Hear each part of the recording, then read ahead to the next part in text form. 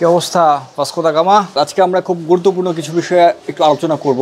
কালকের পর দিন তো তুমি আর থাকবা না, তাই ভাবলাম তোমাকে কিছু গুরুত্বপূর্ণ বিষয় আমি বুঝাই। এই মহাবিশ্ব সম্পর্কে জানতে হবে, বুঝছো? ধরো এই মহাবিশ্বটা এক সময় ছিল এইখানে, 2 দিন পর গেল এইখানে, আবার 2 দিন পর এইখানে, আবার 2 দিন পর এইখানে, এভাবে এই যত দিন যায় মহাবিশ্বটা প্রসারিত হচ্ছে। এদিকে দেখো, এদিকে কিন্তু যেহেতু মহাবিশ্বটা প্রসারিত হচ্ছে, কাজে আমরা ধরতে পারি যে 2 দিন আগে সে 4 দিন আগে ছিল এখানে, তারও 2 দিন আগে ছিল এখানে, তার 2 দিন আগে ছিল এখানে।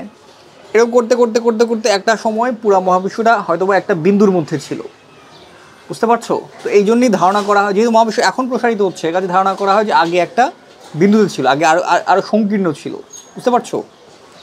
তারপর ধরো যে মহাবিশ্বের আকার সম্পর্কে নিয়েও একটু একটু কনফিউশন আছে। যেমন ধরো আমরা এই মহাবিশ্বের প্রপার আকার সম্পর্কে আমরা জানি না।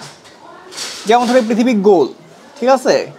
এরকম এই যে ওইদিকে গেলে কিন্তু এই আমি বলবো না, কিন্তু এই যে গুরুত্বপূর্ণ লেকচার মিস করতেছো। কিন্তু এই যে ধরো পৃথিবীটা গোল, এটা আমরা যখন পৃথিবীর উপরে থাকি, হ্যাঁ, তখন কিন্তু এটা বোঝা পসিবল না। এই ধরো এই পৃথিবীটা গোল, হ্যাঁ, তো পৃথিবীটা আমরা খুবই ছোট, এটা বোঝার উপায় নাই পৃথিবীর উপরে থেকে যে এটা পৃথিবীটা গোল নাকি, মনে হয় যে সমতল।